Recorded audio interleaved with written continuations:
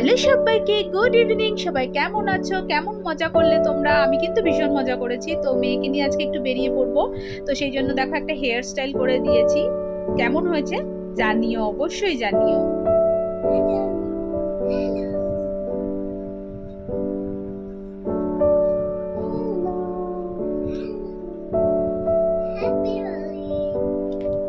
আর দেখো আমরা কিন্তু এখন বেরিয়ে পড়েছি।